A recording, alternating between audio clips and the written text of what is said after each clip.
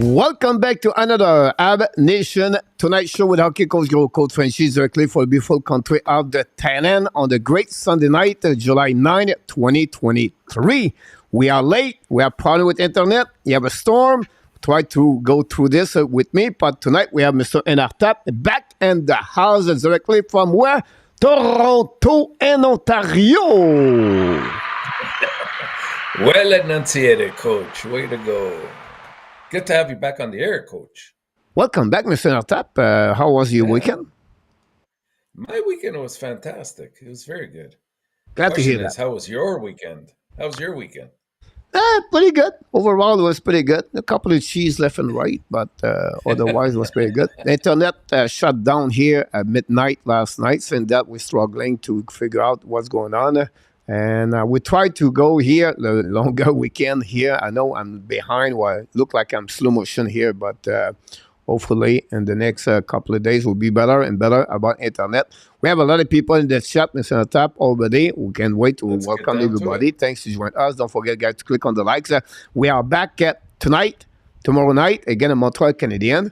And then we're going to be tomorrow night, Mr. Tap, it's about the top prospect ranking for the Montreal Canadiens. Tuesday night is the NHL news and update. We're going to go through everything going around the league. And then Wednesday night, we are back with Marco and you about the roster 2024-2025. And that roster is about who is not going to be there anymore. Could be Savard, example, or Gallagher, whatever it is. So this is a full week we have for Sunday and Wednesday for this week. So hopefully everybody going to join us. And all the night, it's at 9 o'clock p.m. Eastern Time. So that's happening, Mr. Enartap. Again, we have a lot of people. We have a big trade happening before we turn on the show tonight between the Detroit Red Wings and the Ottawa Senators. We're going to talk about this. Alex DeBrincat, the cat that is out of Ottawa. But before that, Mr. Enartap, I want to show to you what we're going to do tonight and what's happening with the Hockey National Show the last couple of days. First of all, why the Montreal Canadiens culture is so big, is so important inside of this organization. Following, if you follow me, everybody, we do an NHL News Rumor. This is a new video we create. Not going to be every day, but it's going to be maybe 2 or 3 times per week, Mr. Enartap. And finally, if you follow me, my AB Daily News, I create, yesterday was about the soccer ski 1 year later, and I just make a video a couple of minutes ago, Mr. Enartap. I don't know if you follow me, but if you follow me, Yes. we talk about, Absolutely. this one over there. I'll try to put this here if it works. It's about how and why how they did it, how they select David Rebacker. It's an interview of the Pobrave happening a couple of days ago, and I took the resume of the interview and I make the reason how they select and how they select their players overall, not only Rebacker, but the process behind the door. And very interesting interview. So I make a video about 6-7 minutes, and you can learn about how the Montreal select their players and how is not only one person you believe is going to take this decision. It's really interesting. Anyhow, so that's what I did to me. That's what happening to me. It's only weekend, Mr. Enartap. So whatever, I get some cheese. I still have some work to do every day. My only problem, Mr. Enartap, I cannot sleep well. So that's my problem right now. My routine is completely screwed up because I go to bed too late the night and the morning, and I don't know what's going on. But I still consider to the gym. Consistency in my key of my life, Mr. Enartap. So anything else? Just don't become lactose intolerant, Coach. Here we go. You're absolutely right about this. A lot of people in the chat right now. I apologize. C'est moi ou c'est du lag? Et c'est moi, mon Nicolas. Problème d'Internet depuis hier. On a une mauvaise température. On a beaucoup de storm in sight now. This is the beginning of the off season, Mr. Enartap and Terren, and we cannot find anybody. Everybody left the building, Mr. Enartap. I'm the only one almost in Terren. Maybe not, but still. That's pretty good. A lot of people in the chat, guys, really glad having each one of you guys. Don't forget to click on the like if you don't do it. And then finally, if you have any question, put the little Q. We'll go through the feed. And because we are late, we don't want to welcome everybody one by one like you do. We just want to welcome everyone. Welcome back in the HABS Nation. Another show we do the Sunday to Wednesday. And of course, we want to thank Mr. Artap for his participation at the Hockey Nation Live show. Mr. Artap, I want to hear from you because I know you're going to tell us what's going on. If I can find the graphic, that would be a good one to start the show tonight. About that one, Mr. Natap, just before we came back here, maybe 1 hour ago, you have a big trade between the Detroit Red Wings and the ex-Chicago players, but play now with Ottawa Senator. And what I did, Mr. Natap, and on my NHL News, I announced that trade. Two teams was looking to get the DeBrincat. It was the New York Islanders and the Detroit Red Wings. It looked like it was more the Detroit Red Wings. Maybe a surprise for the return. So I would like to hear from you. What do you think about that trade overall? Yeah, I was very surprised as well that it went down on a Sunday, but more importantly, I'm not so sure about the return here for Ottawa. Even their first round pick, coaches, it's a conditional pick. I haven't read the conditions yet for it. Maybe you've already had a look at it. I'm not sure, but it sounds like it's a little bit underwhelming for what they got for DeBrincat. Now let's go back one, Mr. Tap, and just remind you, and then you can continue the conversation. When they tried DeBrincat from the Chicago to the Ottawa, they got three picks: first round, second round, and third round. Right. That's right. So. You can continue talking now. Yeah, so I mean, they got a first back and a fourth, as you can see. I mean, Kubalik is a useful player. I don't know whether they'll put him on. I'm thinking the third line. They're pretty stacked on the first and second line already, as it is, Ottawa. It's going to be interesting to see how this affects Ottawa in total. But you got to realize also, this whole DeBrincat situation has been lingering for quite a while. So they didn't really have many options to go with. I mean, that's the other thing that we have to take into consideration here. So, maybe this is the best they could get for him. And again, we'll have to wait until we see what that first round pick turns out to be down the road.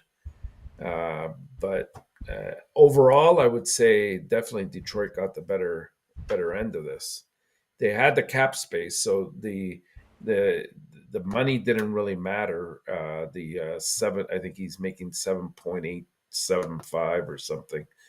So that doesn't matter for Detroit. And there was no retention of salary either. So, I think they probably did it more for money because I think they might be looking, there's talk that they might be looking towards Tarasenko as a possibility of coming in there.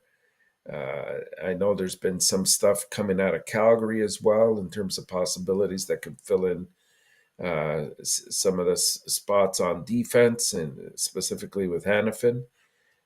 So we'll wait and see how this develops. But right now, if I had to summarize it, I would say, the best player obviously in this deal is DeBrincat. Detroit gets the better part of this trade. Yeah, you have to go a little bit more backwards. Like 1 year ago when Pierre-Luc Dubois wanted to leave the Winnipeg Jet, DeBrincat didn't set that way, right? You have no clause on his contract, so he can go and he can be offered anywhere.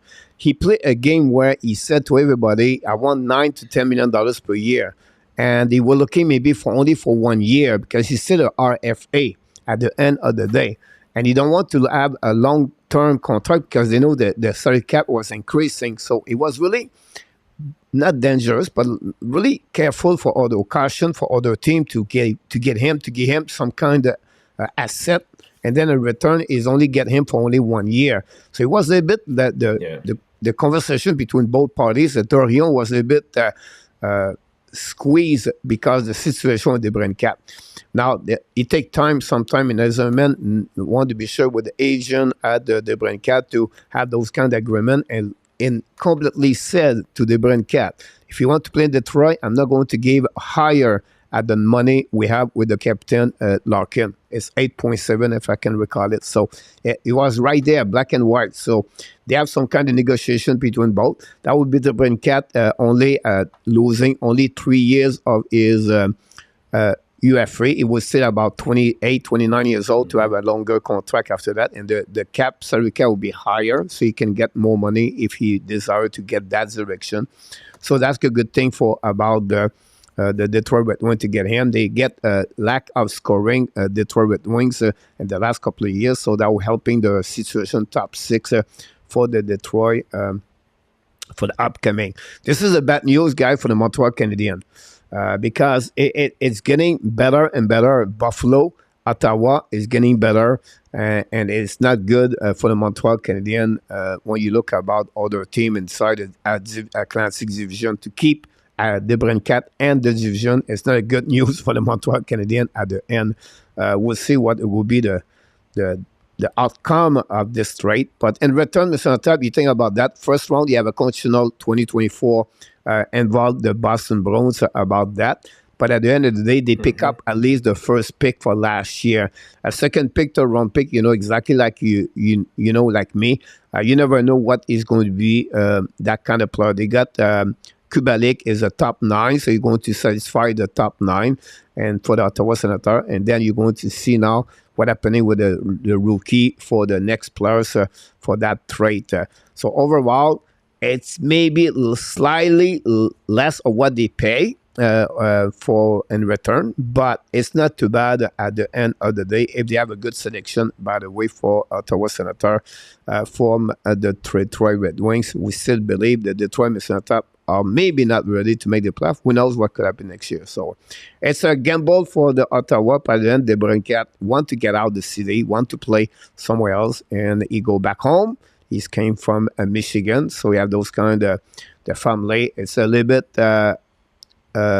bridge contract, but a friendly contract for DeBrincat with the Detroit Red Wings. So that made the Detroit be another team ready contender for possible playoffs. So anything you want to add, Mr. Natap? I feel like I just talked for 10 minutes. No. His contract, he's got 4 years left on his contract at 7.875. So, like I said before, it definitely fits Detroit's structure, and they still have money left over. It's not like this is it for them. And then I forgot to talk about the Buffalo Sabres too. I just focus on Detroit and Ottawa because there are two teams involved. But you have to look about the Ottawa Senators. They are getting better and better year after year. They get a goaltender, Mr. Tap. They already have a good one. This team will be really interesting team to watch. There was I don't know if you feel the same way like me. I always feel like the Sabres are fun to watch. A little bit like the Panthers 2 years ago with Huberdeau, Barkov, and the rest of the team. It was fun to watch, high scoring goal, everything like that. The Edmonton Oilers under one. But I think the Sabres are getting in that direction with the young player they have inside of the roster, and more to come with Jack Quinn, another one's coming for the upcoming season. So it will be fun to watch the Sabres, Mr. Tap. But we have a couple of questions. Mr. Antaf, if you don't mind, so going to flip-flop everywhere. Mr. Antaf will be a rock and roll show tonight about that. William said this, Mr. Antaf. Let's go back on the graphic too, so we can give up a bit more talking about that. We're going to remove the Let's Talk abs. So after we have this question here for William McClary asking you about Zadina as walk away from his $4 million, a great player and the QM. I draft pick at 26 overall top on him. It will consider him, Mr. Natap. I don't think so, William. There was some discussion around that. Why not try to give him an opportunity? But at this point, I don't really like. We have already an excess of forwards, and we're trying to make things work with what we have already. I think Zadina in the picture will confuse issues a little bit more, and he hasn't really given any pause for thought to say, hey, you know what, maybe this guy down the road under the proper coaching, under the right circumstances could could evolve into what we thought he would be when he was taken, the same year as Kachuk and Kokoniemi, etc. So I don't know. I wouldn't. Maybe maybe coach thinks differently. I'm not sure. But for Montreal, I wouldn't try it. So I don't know what they think about this, but I think if they make a good a statement about Zadina and they want to give him a chance at less of $1 million on top, I would say 775,000, right? And they have an opportunity to be at your top nine. Um, I think it's worth it. I will say why, because if you send him back in the American Hockey League, uh, it's only 700,075 on the AAV. It's not bad. He's still young, six overall pick. His number are not bad if you think about the number, the goal, and the point he did for the number of the game. It's not like he really bad. It's just that he did not get his expectation a bit. It remind me a lot for me, Tage Thompson and possible Troy Terry. Two players, they pick it up 23, 24, 25 years old in NHL. I don't say he's going to be that players, but some players take time about that. Villardi is another one. It really took last year Villardi to become a regular NHL player, and still he scored over 20 goals, but he need to prove it again. Chance, I think I will do this. Is a 6 foot, 190 pounds, I believe he is, and he shoot on the left. He play on the right, so you have other possibility.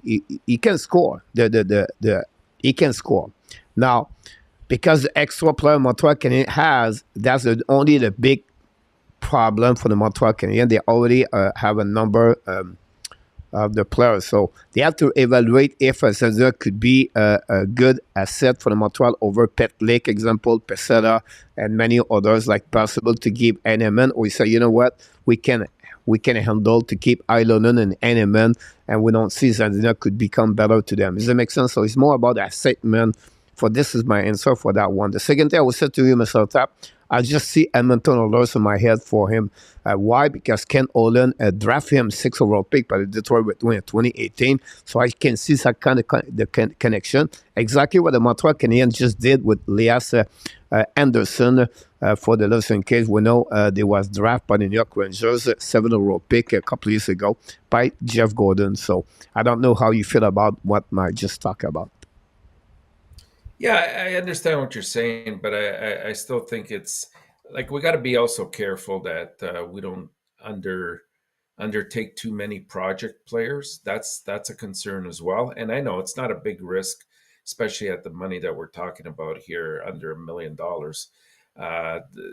But I don't know. Again, I look at his stats, coach. They're very underwhelming. I think he's had like 60, 70 points in close to 200 games that he's played. But the stat that really stands out to me is the plus minus. And I know wasn't a great team, but to be at negative 58 with only 4 years, he's averaging, about negative 12 every year.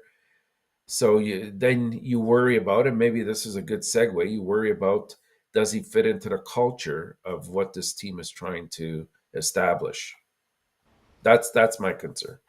Yeah, you're absolutely about that. I have no problem for sure what you just mentioned. I just said for me, if it doesn't work, you send him a Laval Rocket, and Laval Rocket, they need an additional players there. They don't have a lot experienced players, so that would be another way I would say that word with it, but I can understand, like I just mentioned to you. We have another question. Mr. Run with King is the chat, Mr. Nata. Another moderator. We want to thank all the moderators, Luciano, Run with King, and Jose. Duarte is in the house, Mr. Nata. Welcome back, Jose. Welcome, everyone. Welcome. So the question, Mr. Natap, is coming from about 20 minutes ago. Just kidding. I'm just already talking about this a while, and it has been once since it's been there. Do you think the penalty contract for the King was a good one for them? I think they gave up a lot, to be honest with you, King. Again, the same flags that we were looking at. You got to question whether they're going to emerge on a team with LA as well. Even if you look at the situation and you say, you know what, he used the I want to play Montreal in Montreal card to advance his standings with a team like LA where he ended up. That also, I know it's an agent's game, but for him to play along with that sometimes it speaks to the character of the individual. And when you're working with the amount of money that these players make, like we're not talking about earlier projects like Zadina, where for under $1 million, if it works, great. If it doesn't, no big loss. I mean, you're talking about somebody that's asking for $8.5 million over an extended period of time, 8 years. Gotta hope he's happy with the way that line, those lines are going to be structured there. And even when you think of DANY, I think there's many reasons, but one of the reasons he wanted to leave Montreal also was he knew he could contribute more than just an excellent checker and playing on the third line in Montreal. And he did show that, especially 2 years ago in LA when he scored as much as he did, and he did a great job. I mean, I hope the best for LA, but I just worry about the character again of the individual. Great point about that. Mr. 83, we're going to answer to this question about Mishkov the next couple of days. Tuesday night, but I want to let you know the time Mishkov play with the Flowers, Tortorella will be gone anyway. So don't worry about that one for sure. But you have another question, Mr. Tap, and that make this for the Montreal Canadiens. We want to stay in the Montreal Canadiens tonight. What your analyst on the Jacob Tobes? How is good, Mr. Tap? Well, so far, I mean, he's been performing really well. I love his height.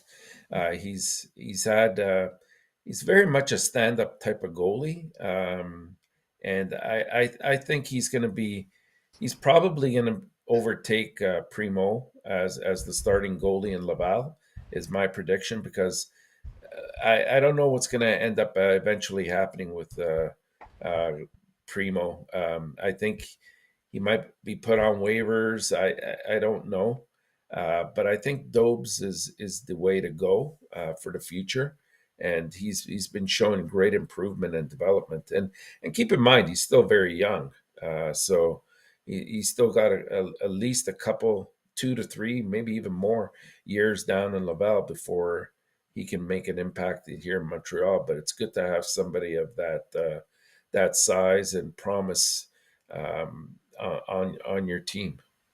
Yep, so right, 6'4", have a great stat with NCAA Ohio State. He will become, I believe, goaltender number 2 with Primo over there. He could beat Primo. He's only 1 year younger at Primo. I think so.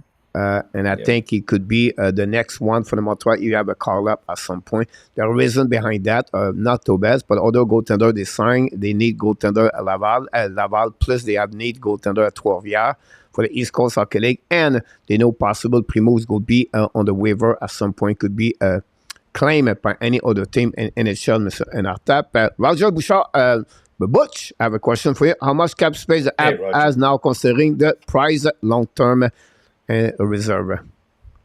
I think right now they're in the red.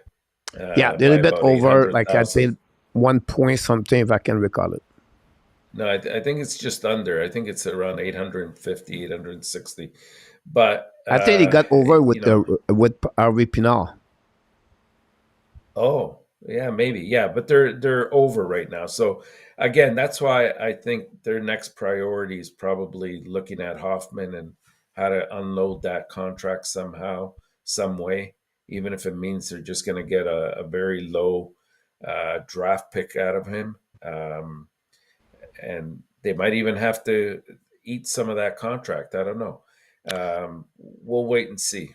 So the good news about this, Mr. Zapp, is that they can manage this until over $10 million, right? So to just give you a little bit, Butch will say to you right now, they are not a very bad situation. They're not going to try to use the money or price until the beginning of October if they can, to be only a little bit, couple of $1,000 under the salary cap, so they can put after that price on the salary cap long term, and that give them more money to manage during the season. They have more leverage to make some kind of trade push at the end. So far, no problem. Next subject, Mr. Natap. Before we heard during the weekend, Alex Newhook is going to have an agreement with the Montreal Canadiens, an extension contract. Could happen Monday or Tuesday. What are your expectation to get him? We have a pool on the channel. You can look about this, but what are your expectation? The longevity of the contract and the salary AAV you're going to get per season for Alex Newhook, just right by the Montreal Canadiens from the Colorado Avalanche a couple of weeks ago. Yeah, I mean, we talked about this even with Marco not too long ago, Coach. And for me, I gave a range of about 2.5 to 3 million, and I anticipate it to be a bridge contract of about 3 years. So I'm going to go with 3 and 3, but it could even be just slightly under 3, which would be a good deal for them. And hopefully he materializes to what they anticipate he could be given his speed. Yeah. At some point, I thought it was going to be under 3 million. After I did more search and I look about the other contract, everything like that. It really the guy they can compare is Kirby Doc, all right, all Yeah. draft the same year, right? The number of the points similarly bit advantage. New Hook at the end of the day. So you have extra maybe 10, 15 game more at the end. So I expect at the beginning maybe 3 million. Now I expect maybe Mr. Tap $3.2 to $3.5 million for New Hook. At least 3 million to 3.5. It's just not sure it's 3 years or 4 years because he's eligibility on the UFA. And then they know the salary cap is increasing. So they maybe cut 1 year of the Doc. Doc got a 4 years at 3.4. So I'm going to be surprised they'll go with 3 years at 3.2, 3.4, similar at Kirby Doc. Yeah, I just see a higher ceiling for Doc, to be honest with you. But yeah, you're right. It's going to be in that neighborhood. I don't anticipate it being far off. Now, if the way you just talk like this, I would say to you, if the contract was a long term, that would be something more significant about maybe Doc have a better ceiling. But because it's a short term contract, I think that's not too much for them to go that direction with Kirby Doc at the end of the day, Monsieur Enartap. Luciano predict the Buffalo Sabre and the playoff, Monsieur Enartap. Would be interesting what we got here. It's possible. We'll Very see. possible. They have a nice team. For the title, I will set chemistry. Nicolas, je pensais aller me coucher bientôt, mais quand j'ai vu, merci beaucoup, mon Nicolas. André Robert Drouin, welcome back in the show. Add the further why we are looking another 2 years to finally get a plus. Bad for Montreal, why we can looking another 2 plus to finally get a plus. Yeah, I agree with you. I think he talked again, Mr. Natap, about Zadina. So I agree with him about his comments, his commentary about this. A couple of, just pick it up what we can here, Mr. Natap. Luc Laforcine in the house. Welcome back, Luc. Sabre got Benson and the draft. They are lucky. Benson looking good at the camp. I don't know if you watched him. He's looking very good about that one over there. With him in the Atlantic Division, Additional Enforcer, Sasha Reeves, Lucic, and Zekowin. Would the app be worried about that, Mr. Natap? I would say yes, but I know Coach feels differently. That he feels like fighting has gone down, which it has in the league. And come playoff time, I wouldn't worry about it too much because you don't see too many fights going on in the playoffs for fear that that extra penalty could cost them a penalty power play goal and possibly the game, especially with teams that have a more specialized special team, right?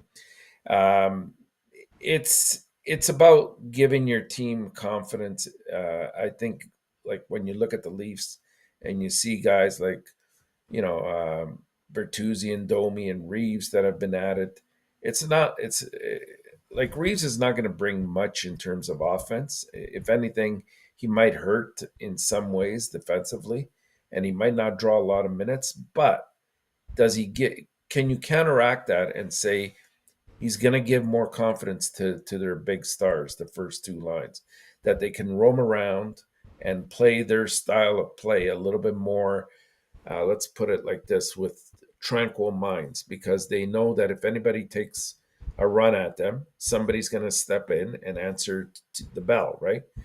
So from that perspective, I say yes. And it seems like the East has bulked up a little bit with the return of Lucic, and now you got the Leafs that are there. The Rangers are always have good size. A few other teams as well. It's going to be tough. Personally, I would like to see somebody besides just Jack-Eye and Pizzetta, but we do have a lot of forwards. I don't know how you manage that. I would love to see.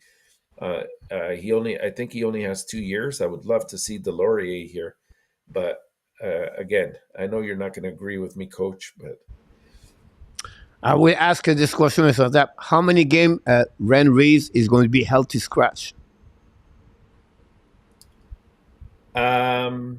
less than Wayne Simmons. Less of what?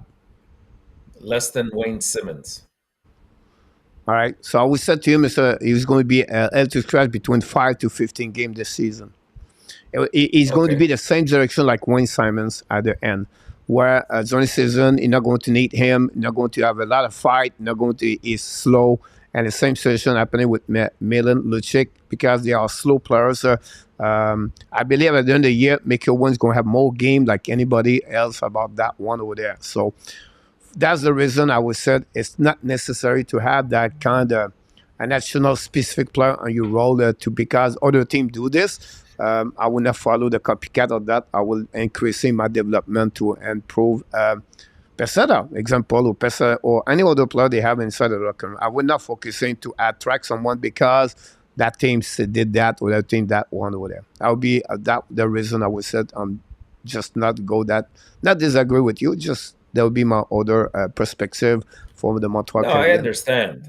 I understand. And like I said, I don't think when you look at Reeves, his contract's going to age very well, because I think he's around 35, 36 years old, and he's here till he's 40.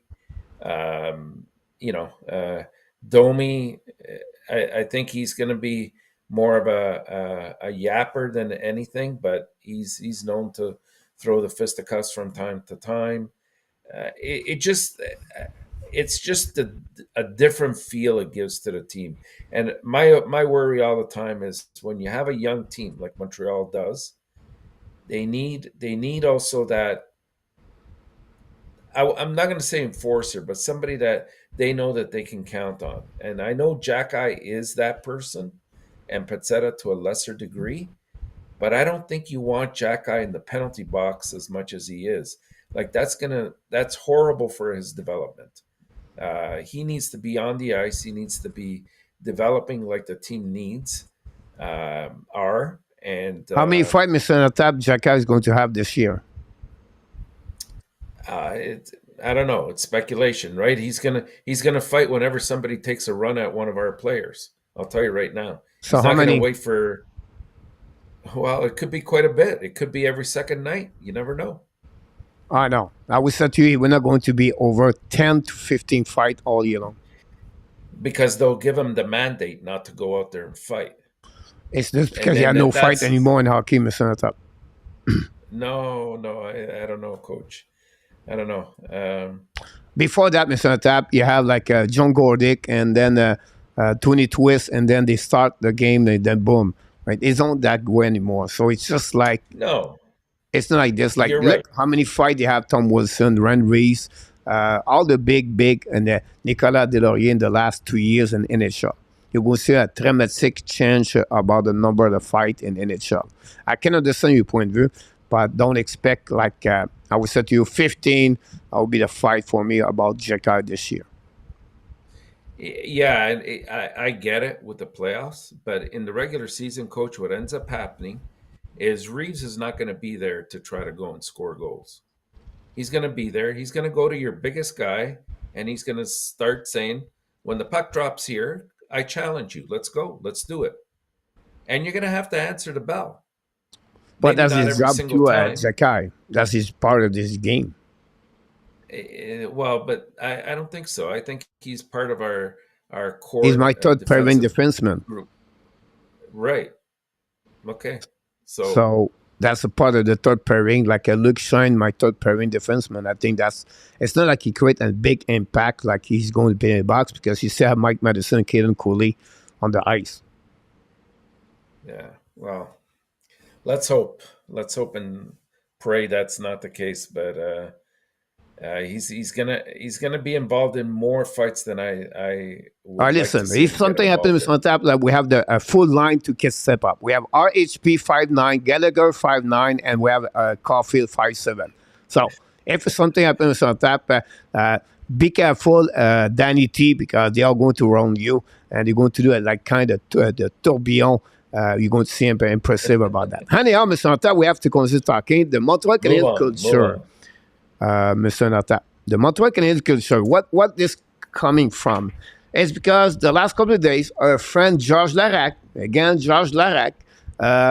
upset because the Montreal did not get Michkov, and now they think about the fact like the culture Montreal Canadiens take a decision over the pick the players, everything like that, and they go deeper in that direction, everything like that. So I say, let's talking about the culture. How important is the culture in NHL and for teams, and how you feel about the culture Montreal try to bring on the table, and the selection, how they select Rebecca. So we're going to go all this together. I will try to show to you a little bit more my live coaching style about that at the end of the day.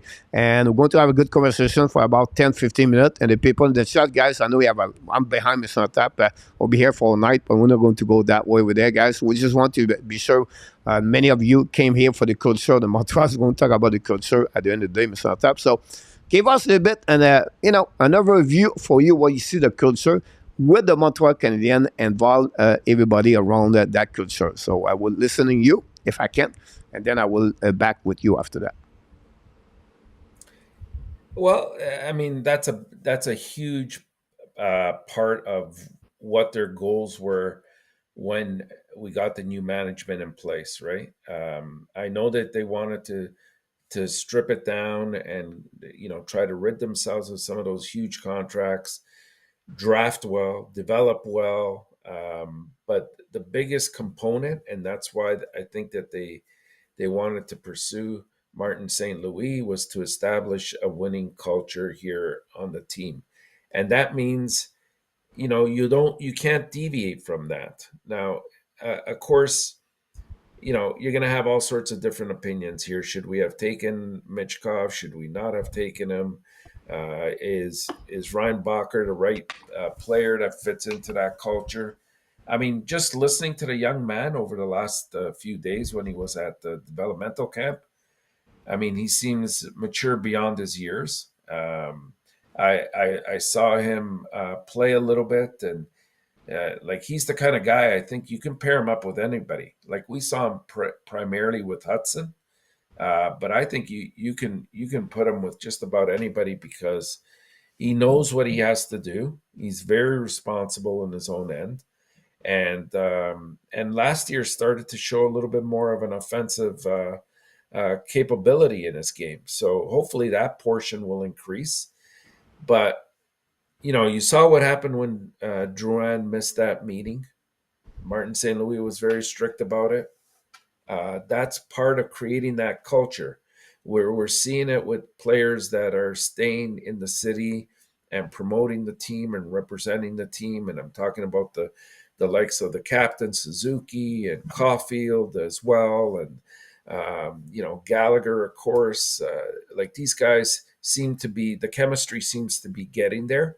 It takes time to create. It's not something that's done overnight or by bringing in just one or two players. So that plan that they have in place, I see it so far is working. And if you can create that culture, this is where I've always made the point. You don't need that super elite player to win the Stanley Cup. You need to be solid in all aspects of your game, absolutely.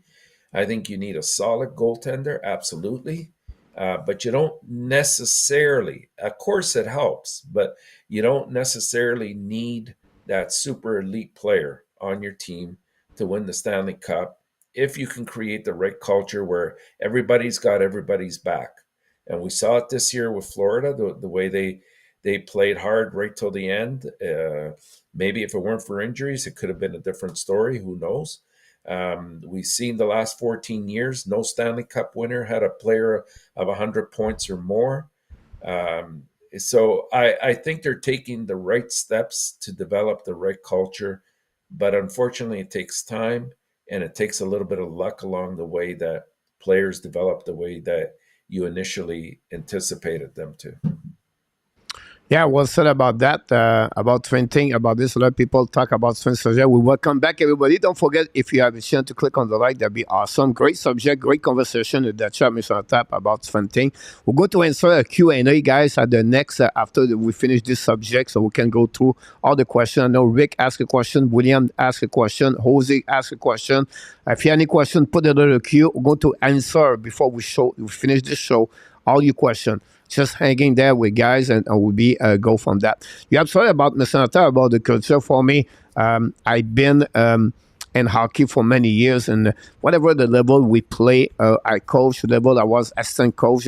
They have a culture inside of different team. Every team, every coach try to bring culture around their team different ways. And NHL, you see the winning team is on the top in NHL or any other sport. Could be basketball, baseball, football, whatever they are. And NCAA, junior, they bring culture with them. They teach what the kind of team they want to become and what it takes to build that foundation. Of course, when you talk about the high-level hockey, the NHL, we talk about the Major League Baseball or football, whatever the sport, they have some kind of tradition stuck with the team, and that's the foundation of the team. So when you build your foundation, culture is a part of the bricks of the team. At the same time, it could be other culture other things you want to bring for the team at the end of the day. So the culture came from different ways for around the team. It came from the top to the bottom. It could be your CEO, it could be your director, UGM, it could be your president, executive, vice president of your team. It could be your, of course, the head coach and assistant coach. Bring that kind of culture. The team want to see what team they want to become and what it takes for that team to reach their full potential. And the culture came from different avenues. When I said that, it's not only the process of the practice. It came for the message, your behavior, your body language, your enthusiasm, your way you show every day at the practice with positivity. Great message. When you go through adversity and you have some challenge, the culture make a big part of this, because how you're going to react as an individual and as a group together. You put all the recipes together, you're going to have an amazing, great culture. Without culture, no team win. Yeah, it's impossible. And you have to be sure you have your 23 players like NHL has. Whatever, you have only one bad apple. But bad apple is going to be in the corner, because the culture is so strong, and the strength of the culture is going to completely destroy the bad apple inside the team. And that's the reason I believe each team need and have a culture inside the wall of the organization, Mr. Tap. And Montreal is one of them. They really believe the culture play a big role inside their own decision. So when you take example, like when you go about Rebecca selection or Sakoski selection and everything like that, they're really focusing on the interview. They want to know the player. They want to see the player, how he's going to react on different things, what happening during his career in NHL. They really take seriously about that, the players, and they want to see exactly how they're going to become, or they project the players, not on the ice, but overall, how they're going to control the pressure in Montreal, how they're going to act if there's different thing happening to the players. And this is very important. And that's the reason, maybe the reason they have no kind of information when they met Michkov, or they cannot have those kind of information from Michkov. They really believe the reason maybe they pass on Michkov at the end of the day. It's very interesting what Bobrov said when he said they're going to go, Mr. Attack, with 3 players. They're going to see pick number 5. They have 3 players, and they're going to see Rebecca, example. It could be Benson, and I just named name. I just said who they are. I just mentioned. Michkov, yeah. Yeah. So what happening after that, Mr. Tap? They review this 3 times, and they go through a formula between all the people around the table, and they will say, okay, because of this player, it will do this. Then they talk about the B, and then after that they go to C, and then they come back to A, and they come back to B, and then they decide, you know what, I have to go back with A. And what happening about this is the passion they have inside of them. They make this consist to go deeper and deeper about how they're going to select the players at the end. It's not about only the off eye on eye, the character of the players and how they're going to become one day with the Montreal Canadiens, part of the culture, how you're going to be a part of the culture, how you're going to understand what it takes to become a professional. Is work ethic, example. It's one of the assets of the players. And I can go all the way. How you want to learn every single day. How you want question, and how is body language when you face to face with the players. How is talk in front of the media. It's part of the culture, Mr. Tap. It's not only one area. Yes, and yes. Every little thing I've just mentioned to you, the details of the culture are so important. And when you are a culture, Mr. Tap, now I'm going to go in another direction, but it's a part of the culture, is you have a template, or you have a program, or you have a plan. You have a structure behind the culture. Now, the staff management, Mr. Tap, we are together. We know what we have as a culture. We know we are sold on that. We know if we apply that, the chance to winning, to become a solid team and possibly to win the Stanley Cup, that's what it takes. It's to turn around and with your body language, Mr. Tap, with your positivity, your motivation, your passion you have, your dedication to give for each one of them, and to them to buy on him. They want to be sure they buy on you for the program you want to sell to them. And when they buy in, and now they are all in as an individual player. So the Josh Anderson is excited, is willing to accept the program you have to sell to him right now, Mr. Tap. But now you have to go after Anderson. You have to go with Dvorak. From Dvorak, you go to Madison. Madison, you go to Savard. And I go all the way like that. All together, they regroup together, and they become a team, and they have that kind of chemistry because it starts for the top when they sell. We're going to sell to them, and they have to be sure if they want to be a part of this team when they wear that logo. But that's come with this, and this is the culture we try to apply and plan inside this organization. If you cannot do that, and we believe that player, we cannot select him because we feel he's not going to be a part of that kind of culture we want to involve here. Yeah, absolutely. That's the reason I believe. Absolutely, coach. That's make a team better at the end. It's not the team with the most talented players win. It's the team with the work ethic win the most, with some kind of, that I just mentioned to you, the process example. I always said, when you play a game on top, you turn on the switch, and now the 20 players of my young team is going to be ready to play. Now, it's over. You already lose the game because you didn't learn during the week to process everything we want to involve to you to make it you to become a better hockey player, a better human being, person. And this is called the process. So every single day, you're teaching the players to become a little bit better and better and better and better every day. That's what the most important thing is, the process. They really understand Mr. Can use Jeff Gordon, Mr. Tap, want is sold, and they bring players like Martin Saint-Louis. The reason Martin Saint-Louis is there because he is a great teacher. He's a motivator. He can sell everything to anybody in the world because he had that kind of the asset inside of him. They believe on him. They trust him. Secondly, they bring Adam Nicola. Play a huge, major key inside of this organization. Maybe the best coach in the NHL as a development coach for the young prospect. Finally, you add Christian Boucher, maybe one of the top, Mr. Top analytic video in the NHL. And I can go with Ramsey. They just hired a couple of weeks, maybe 1 week ago, you talk about this for the New York Rangers, maybe the best head athletic sport medicine in NHL. So when you surround Mr. Top with the best of the best, that's called greatness. That's how you cannot accept shortcut. You cannot accept average. You want to be sure the player, you understand what it takes to win. And that's part at the beginning, Mr. Top, the foundation of the culture, one brick at a time. So sorry I took so much time, Mr. Top, to listen to me, but I would like to hear from what you think about that. Yeah, you summarized it perfectly, and it's all about that culture. It starts at the top and makes its way down. That's one of the reasons why we haven't seen Ottawa take the leap that their team merits, and that was right from the ownership down. They've had problems at that level, and they haven't really addressed them.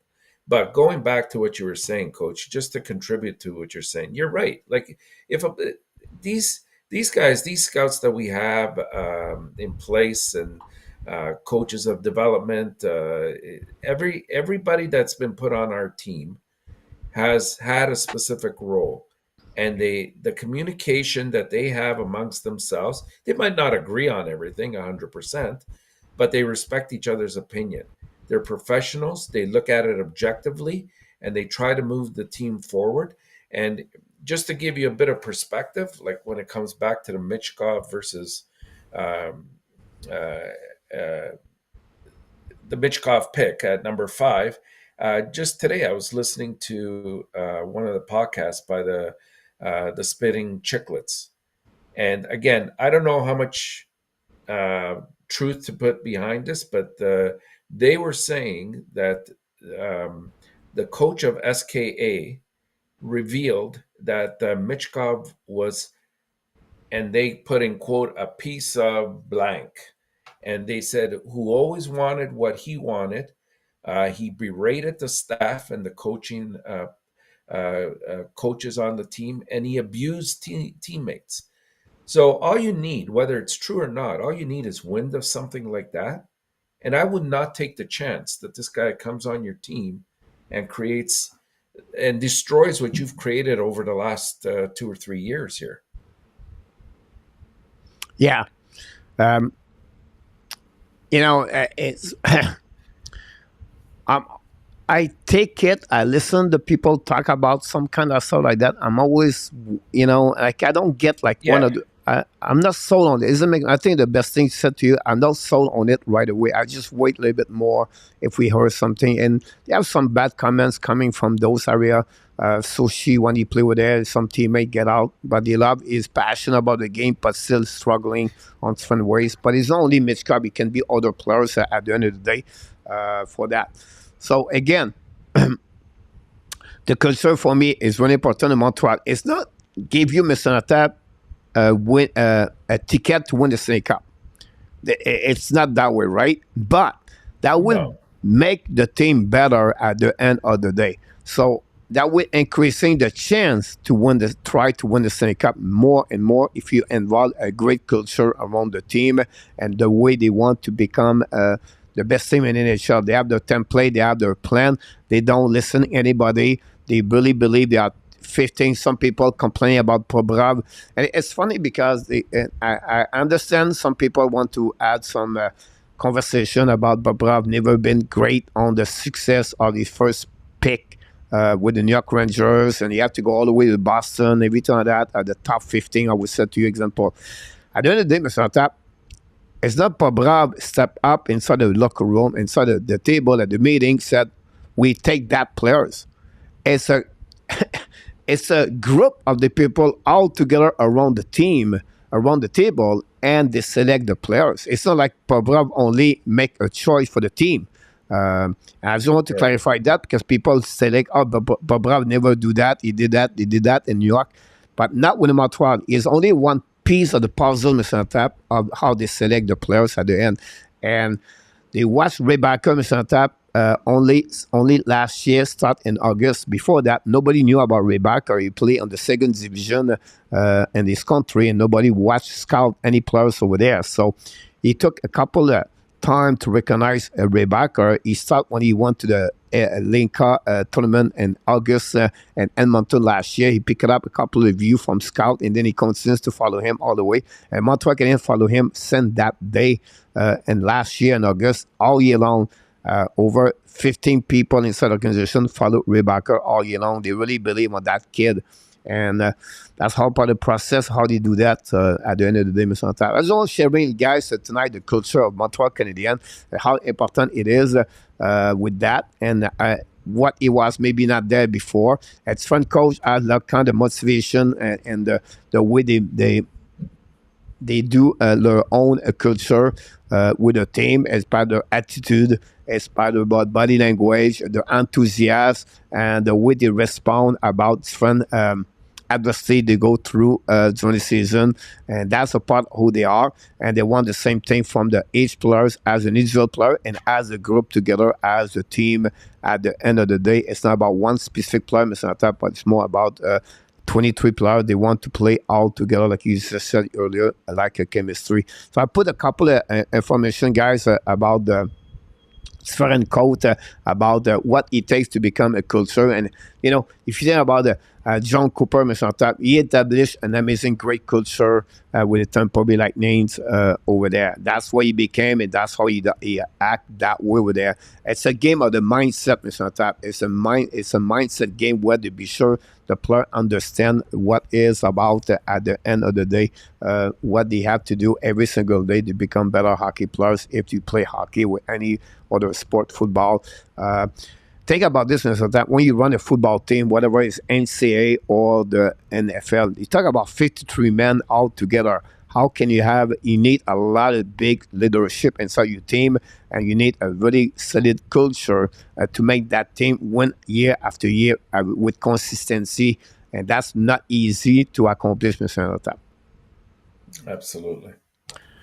So that's what we got, Mr. Natap here. We have a lot of people in the chat. Again, they have a lot of questions going on here, guys. If you have any question, I know some of you make some question without the letter Q, and I will skip on this because we have too many people. I want to answer all your questions. Maybe some of you already left the building, but we apologize. I won't open up here to talking more about what the Montreal Canadiens have. We'll be back tomorrow night talking about the Montreal for sure, and answer the question again. We want to come back at 9 o'clock. So, Mr. Antap, let's talking here to see what we got here about the first one I have for you. I want to get there. Andre Robert, no, we answered that one there. We answered the next one. Mr. Antap, William McClary said to you, I think there are a good chance that the Atlantic Division would have 5 teams in the playoff. 2 Metro Division have 3 teams. Your thought? Yeah, it's very possible.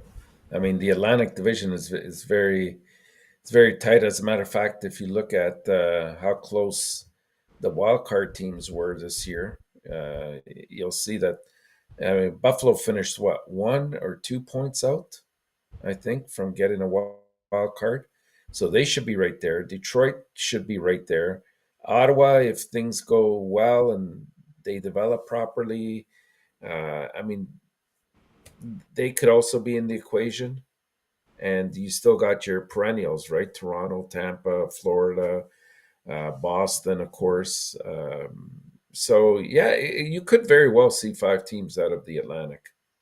Another point we said to you, Mr. Tap, is I think you have a separation of the team of the top 4 in the Metropolitan Division compared to what was before in the past, where I believe now it's a division between the Carolina and the New Jersey Devils at that moment. And I said other teams are not great. I don't feel they are on the same level like the 2 teams. So it's possible like we talk about following by the Rangers, the Pittsburgh, the Washington, Columbus, and it makes sense. Like I think you can say the Classic that they are really a bigger parity, better close together, and that's always said you another point for possible Atlantic at 5 team.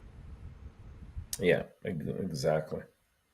Question number 2, Mr. Natap, for you. Rick said, what are your thoughts on Liam Anderson, Mr. Natap? Well, I think he was mostly. I mean, from what I'm hearing, he loves being in Montreal. Number one, and that's since we're talking about culture, that's a definite prerequisite. But more importantly, I think it was more to give Laval some depth, especially up front. Uh, they're going to be a little bit.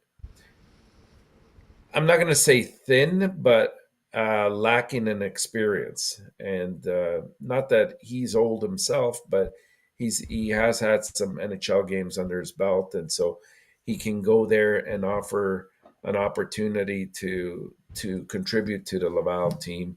And then who knows, through injuries or whatever the case might be, he might even get his opportunity to come up and impress at that level. But I think mostly for Laval.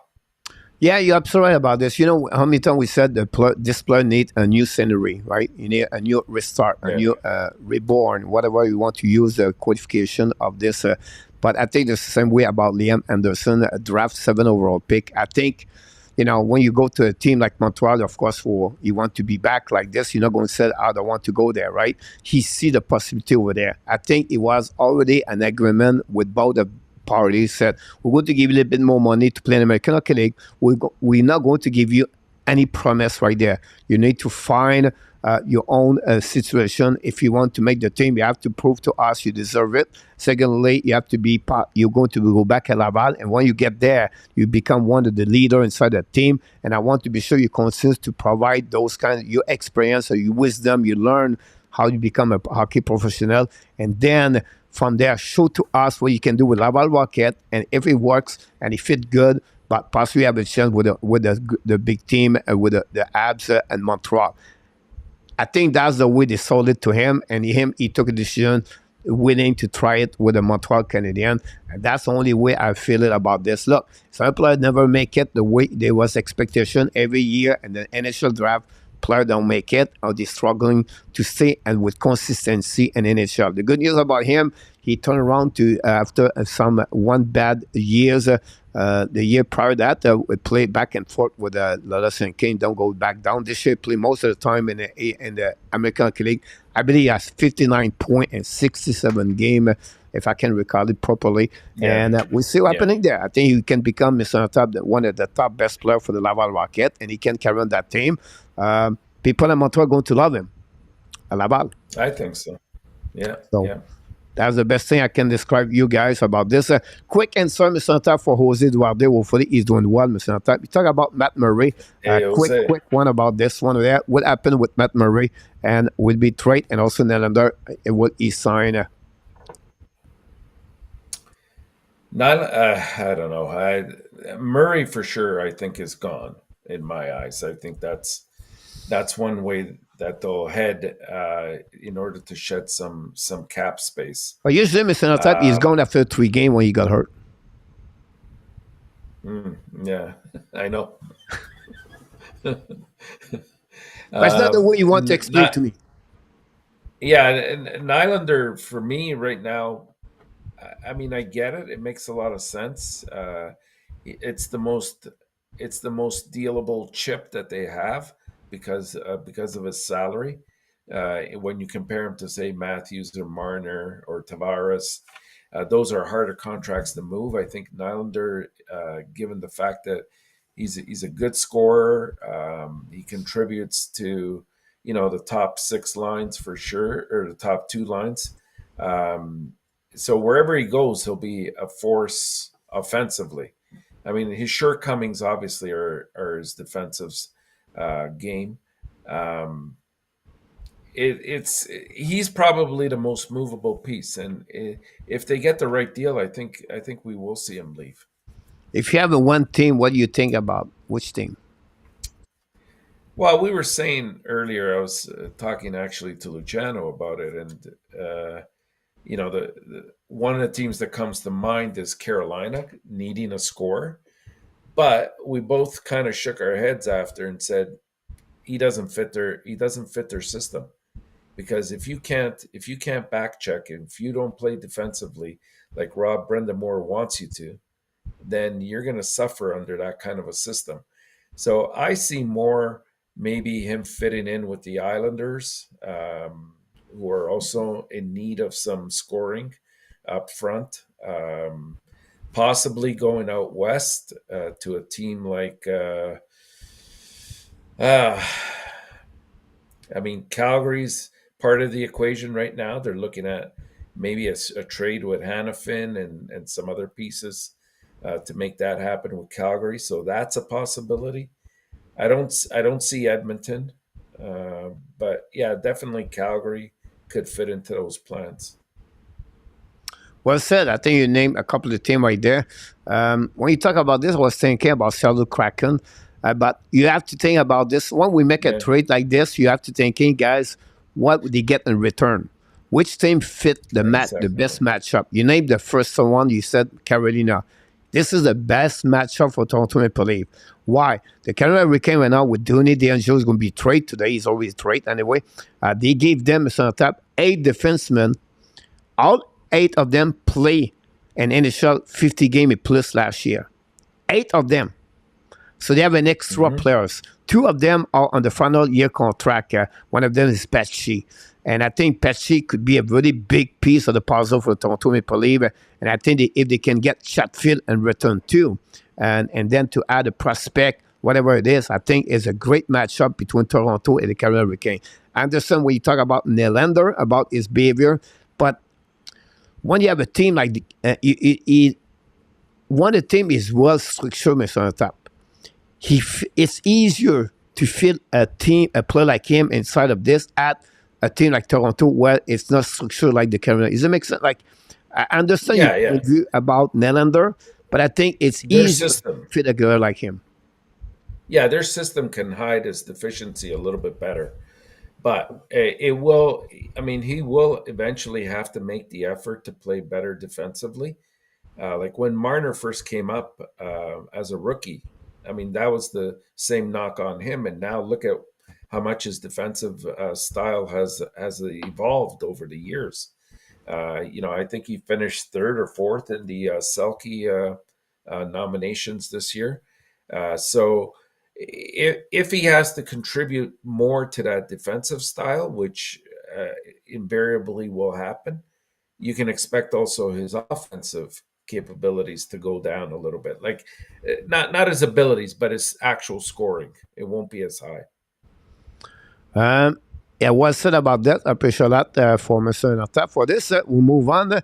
Gary said that the ad training camp will have a lot of competition for the defensemen. We talked about this last week. Do you see a Mayu, Strubble, or any other defenseman could make the team, or you feel comfortable with already the 7 without Whiteman? Yeah, I think right now you're looking at you got Matheson, you got Barron, you got Gooley, you got Savard 4, you got Jackeye 5, and then you have Harris probably as your number 6, with Kovacevic as your number 7. Um, so to bring a young kid up and then not play much doesn't make much sense in my eyes. So I think that like unless somebody really really impresses and somebody doesn't, that's currently on the 6 or 7 that I named. Like last year, we all thought Barron would, but then it didn't materialize.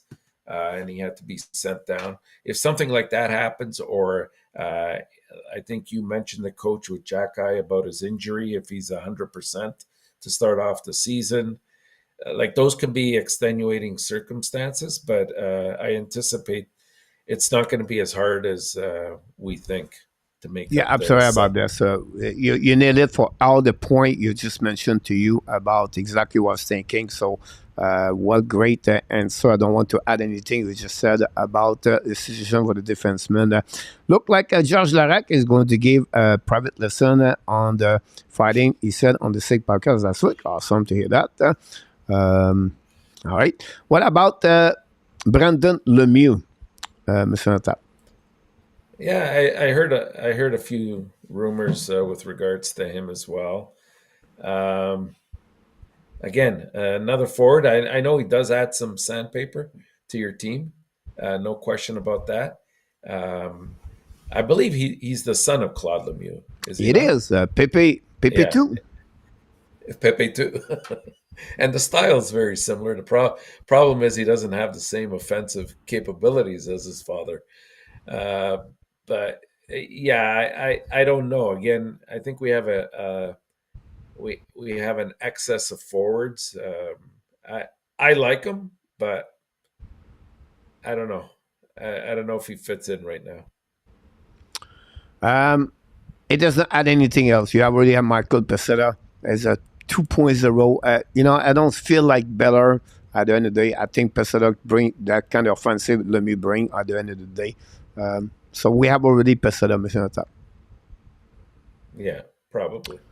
On the 1 to 10 missing on top, one the worst, maybe a 10 is the more, is the best. How entertaining would be the Montreal Canadiens next season? Oh, I think they'll be very entertaining, without a doubt. I mean, this year they really surprised beyond belief. At some points, we were thinking they show character every single game, even if they're behind 3, 4 goals, they come back. And I suspect that'll be the case again because their primary role is not to tank. I think that'll happen organically if obviously they can't compete with everybody, but they're going to be in every game. I would say, probably an 8 on the entertainment scale.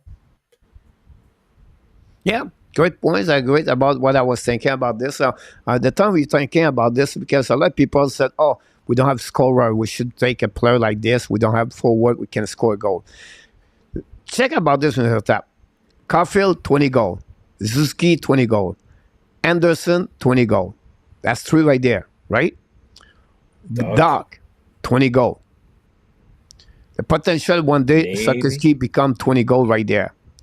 New Hook 13, 16, 18 goal in the last 3 years. Possibility to get another 20 goal right there. RHP scored 14 goals in 34 games last season. Another possibility right there. And I just mentioned 7 of them forward and then not go through the rest after that. So they can score. And they have 2 defensemen. They can score a goal for the Montreal Canadiens. Madison, one of them, he can score a goal. In my opinion, I think they are going the right direction. They're getting better and better and better. For me, I would be excited about it. I think they can score 20, 30 goals at the end of the year more. The problem behind that, Mr. Tap, they're going to finish at the end at the same spot, number 8 in the division. At least something happened to one specific team like Columbus did last year. It was not expect their injuries at the key major players, but I feel that Montreal will be at the bottom. But excitement, I completely agree if they are not injured like they did like Caulfield this year, Doc, and the list of the players was injured. So that would be my answer Yeah. about that. About this, Leo, George Larac. I'll just skip, guys, about Larac. It's not like, it is what it is at the end. Like everything. That's just, they talk about each one of them. RG, don't forget to click on the like. Jose, Coach, do you see Toronto trading Murray? And do you think that we get that answer? Coach, look at the person. That is different between Montreal Canadiens and other team. They want the same thing, right? But they want to win a Stanley They Cup, do. right? They do, but they're not all committed to it. That's They the have different difference. culture, right? It's not the same culture. The culture of Montreal is friend for the culture of Boston Bruins, and the Boston Bruins culture is friend with the Pittsburgh Penguins and top. I can go all the way like that at the end of the day, and that's the reason. A player like Crosby, Mr. Tap, that's the dream player you want to get on your team because he brings the culture at the next level. A player like Patrice Bergeron, he brings the culture next level. They really believe, Mr. Tap, Nick Suzuki could become that kind of player about culture and the way to be a great, great leader inside the locker room. Just like that, do you believe Suzuki could become a 1 point per game? Suzuki, yeah, I think he's definitely capable of it, and we'll see that happening. I mean, every year he's improved his offensive production, and like you said, he's really accepted the captaincy and undertaken it the way it should be. He's not the type of there's different types of leaders, of course. I think he's the quiet kind of leader that leads by example, and when you put that kind of production up on the board night in and night out with that effort, people see that. Other players see that and tend to follow suit. So yeah, I think he's a great. He was a great pick for captain, and I think he will be getting eventually a point a game. Yeah, a lot of great comments, Mr. Antap, in the chat of the fact I was going only a question. We have a lot of great conversation between Luc, Franco, and Rabinoff. Love it. I really love it. What's going on in the chat? Sorry, That's what about it. Randy Walkman into the house. Randy, hopefully, he's going to be with us Tuesday night, by the way. GS, Mr. Antap, how about Nylander to settle for Shane Wright and future about this one for that? So I don't know. He was about this, but a lot of people talk in the chat, Mr. Nylander looking for $10 million. What your perception about Nylander for $10 million? Well, on the one hand, I understand this predicament, right? He's saying, as a Leaf, nobody else of the other Fab Four has left anything on the table. They've all gotten the contracts they wanted. In his case, he did capitulate, and now they're asking him to capitulate again. So he doesn't see that as a fair trade-off. Why is he always being used as the scapegoat here to try to take one for the team when definitely Matthews looks like he won't, and Marner won't, and Tavares doesn't want out and is going to stay here at $10 million. So I don't blame him from that perspective. I mean, he has to think about himself as well. But, here we go back to the whole issue about culture, right? Yes, you have to think about your own well-being, but at the end of the day, if you're trying to win a cup, these are not good ingredients to win the cup with. Yeah. I agree with you. G, I would say to you, Buffalo will not go into that version. They have already that kind of punch already. So they're not going to add more GS. I can understand your proposal, but the Buffalo are not looking. Buffalo really talking to add a defenseman like Pesci. Is looking at trade between Buffalo, Carolina. Guys, don't be surprised if it's happening. Don't forget, guys, to click on the likes. William talk about Capital. Mr. Antap will be here for 9 more minutes until the end. Have a couple of things for you anyway. And then if people have a question, guys, open the door. It's time now to ask questions for the next 9 minutes. And I have something, Mr. Antap, I want to share it with you. And I want you to participate, by the way. So I'm going to put this guy, first of all, let me go back where I'm supposed to be. And if I can be there about this. Mr. Antap, this is happening just right away. The time I was talking to you and the people in the chat. I'm going to bring this picture graphic, Mr. Antap. I got this properly here. If I can get it, that'd be awesome. I know you'll be good at that one there. It's not like a contest, guy. It's not like but I would like to have your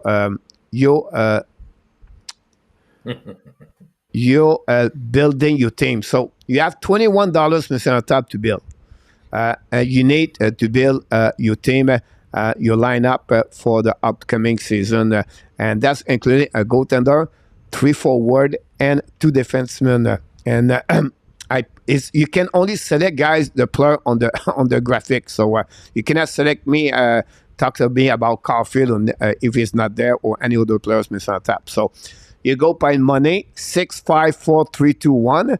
And that graphic, guys, is going to be on the quiz pool on my channel after the show.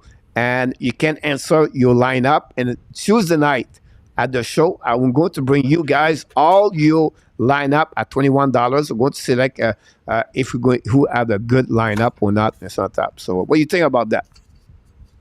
Yeah, sounds like a great idea. Well, it's out summer, Mr. Antap, so why not to play some kind of game like that? So I just want to share it with you. So you have $21 to spend, and not $21 million, $21. Same it's about 3 hamburgers at the McDonald's, right, Mr. Antap? Not in Toronto. Or maybe 5 shrimp at the Mandarin for Antap for Danny, possible. about that one over there. Franco said a question here. Culture came from the owners or management and coaching. Glad we have Molson as owner, but culture comes from management and coaching. Molson culture is great for the beer, for that one over there. I don't know. I think at least Molson seems to be a caring individual for the team as well. He's not just there for the bottom line. Of course, that's your number one mandate, but I do truly believe that, especially when he took it over from, it was always in the Molson family before. Gillette took it over, and when he took it over from Gillette, I mean, he did it with the intention of not only making it its value increase, but also to make it a winning top team in the NHL yet again. And I think, anything that's been presented to him that I've heard of, especially by Hughes and Gordon, he's accommodated. We want more developmental coaches. We want more scouts. We want more, we want a different physical therapy team. Like, he's accommodated, and that's all money that right now doesn't have a return, but down the road it might, right? And they're not suffering at the gates. Yeah, I'm sorry about this. A lot of questions in the chat, Mr. Tap. Conversation about the $21 for my graphic. They enjoyed that one for With sure. the 21, Coach, with the $21 there, are we to assume the skill level that player has currently, or at their prime? No, right now. So you have a graphic. You want to make the best lineup at what you see right now. Okay. So they have all UF3 right now. As of today. Yeah, all UF3, and you have a specific player deserve $6, $5 for 3, 2, 1. So that's happening about this. If anything would wave to Toronto, and another would be a Flame. You're absolutely about this, Randy. When we talk about this, Randy, it could happening, but I see a player like Danev could be traded from the Calgary to the Toronto Maple Leafs. With a possible a top prospect for the Flame in return and a pick. William, ask you, Mr. Tap, if you trade the Nylander to Columbus, what would be the return to Toronto if you trade with the Columbus Blue Jackets? Well, Boquist, I think, was somebody in consideration at one point for Montreal with a possible trade. So, that's a possibility. I'd have to look at their. So I got one for you, Mr. Tap, very quickly when you said that.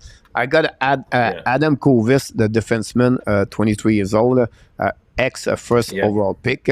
And then we have Zellinger, first round, by the way, not first overall, first round. Then I have Cole Zellinger and the second round pick. This very quickly without thinking, I don't think so. They will trade Marchenko, that kind of player, but a guy like Zellinger, I think they believe more at Johnson over Zellinger, for what I can see that. So I think they could go that direction to have at least a Bovis as a defenseman. They can go with Peak. Peak would fit well, but I'm not sure this is what the Toronto will have. Maybe another back mover like Bovis, Mr. Tap. So I don't know what you have in return for that more. Yeah, you're right. I mean, like Boquist is the first one that came to my mind. But as you said, there's Corson Ceulemans, but I doubt that they'll trade him away. Denton Matacek might be another possibility. Yeah, absolutely about that. Frankly, absolutely about Molson. He learned from Bergevin situation. I agree with you about that. Unfortunately, William, no, we're going to stick at 21 off summer. The negotiations are too tight. The salary cap is at $21. So you can go over about that for sure. Jerry, sometimes maybe mess up Jerry with William, by the way. I apologize. You talked about Kopitar earlier, William, for his leadership with the National King. You're absolutely right for that. What Kopitar is on top. I think those kind of players like far away, we forget them or we don't. They are not recognized like they should be recognized, like an NHL Kopitar. I think we know he's great, but I think he bring more on the table, like for what he does, and the people don't think about him many times. So I don't know if you think about Kopitar.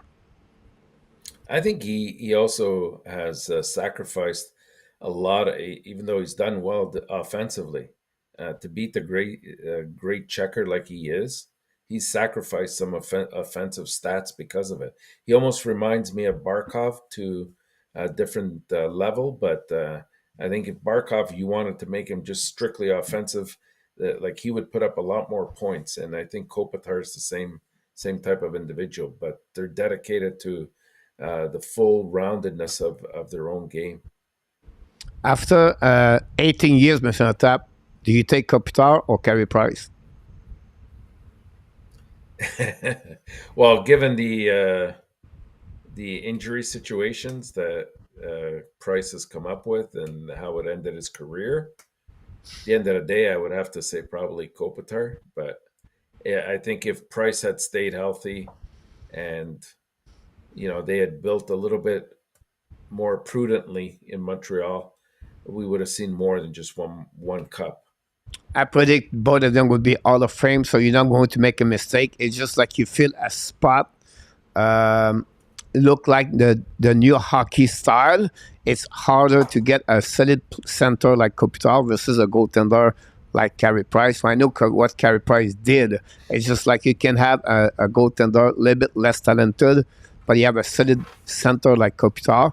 The chance of winning the Stanley Cup in the last 10 years is higher or increasing the percentage versus a Carey Price with a center like they have before, whatever they want to name it, gave it a name. But does it make sense? Like, I feel like the probability to win a Stanley Cup, I think they are better with Kopitar versus Carey Price in the net. I understand what Price did. It's just like, if you don't have nobody in front of you, you cannot only stop the puck all the time. I think a Kopitar would bring more, and then you can get a goaltender a little bit lower at price, and it could fit very well a team overall. Luc Lafortune, ask you, Mr. Nata, for the last question we got. Do you think he can be moved in Buffalo? Who can be moved? Nylander. I don't see it, to be honest with you. Number one, it's in their own division. Number two, I think Buffalo already has a strong scoring core of young players. So I don't see that fitting in. If anything, it doesn't add anything defensively, and probably takes ice time away from some of the other players that have been doing well. Yeah, I think, Mr. Tap, it's not a good matchup at the end of the day. No. For the trade between both of them. So would be very interesting what happening at Mr. Tap between all the situation and Nylander. Again, I think he's going to be traded at some point, but one would be interesting when it will happen. Mr. Tap, we came late and we're leaving late. But one thing we don't do is we deliver what we can tonight about talking about the culture, talk about fun trade in the NHL. Big trade happening earlier between the Ottawa Senators and the Detroit Red Wings. And people thinking they never trade inside the division, guys. It's happened more and more now. Sarah Zimmerman is not afraid to do that. Pierre Dorion look like he's not afraid to, Mr. Tap. We'll be back tomorrow night, Mr. Tap. Top ranking. Sounds great. Prospect for Montreal Canadiens are going to be the conversation of tomorrow night at the HABS Nation show. Wednesday night for the HABS Barbecue Show with Marco and Tap. Roster 2024-2025. Who is not going to be there that year, and who is going to be additional players inside the roster, Mr. Tap, that night. Tuesday night is about NHL news. Going to cover everything around the NHL. We're going to talk about a little bit about the Montreal Canadiens. At that night, at that time, Mr. Tap, possible Alex Newhook is going to be have a new contract extension with the Montreal Canadiens. That's conclude the show for tonight, Mr. Tap. But before we leave, we invite everybody to remind them one more thing. You are awesome. You are amazing. You are the best. And remember, you have greatness inside of you. He has greatness inside of him, and that's the reason he come back every single night at the Hockey Nation live show. Don't forget, guys, again, 9 o'clock p.m. tomorrow night. Don't forget to watch my daily news or other video we do at least 1 or 2 times per day. Today we talk about Pobrav.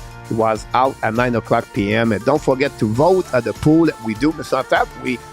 We're increasing the people, 500, 600, almost 700 people vote on the question we got every single day at the App Daily News. We want to thank all the moderators tonight at the amazing, great show we got.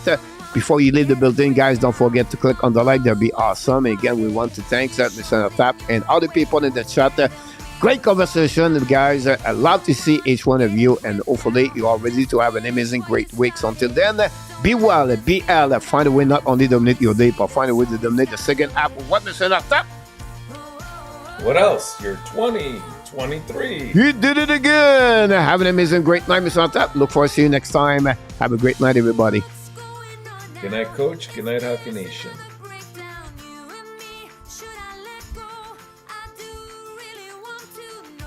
What's going on now? Is this another breakdown? You and me, should I say so? We're just putting on a show. What's going on now? Is this another breakdown? You and me, should I let go? I do really want to know. What's going on now? Is this another breakdown? You and me, should I say so? We're just putting on a show.